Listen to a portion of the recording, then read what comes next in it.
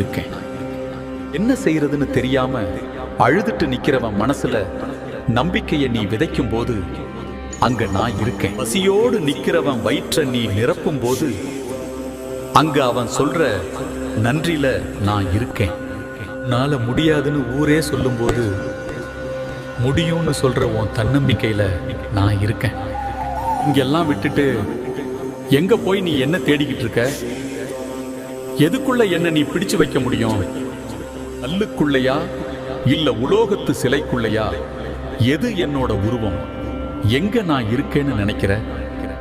பிறருக்கு நீ உதவும் போது நான் நீயாகவும், பிறர் உனக்கு உதவும் போது நான் அவங்களாகவும், ஏதோ ஒரு வகையில நான் உன் கூடவே தான் இருக்கேன். இனியும் என்ன வெளியே தேடாம உனக்குள்ளே தேடு.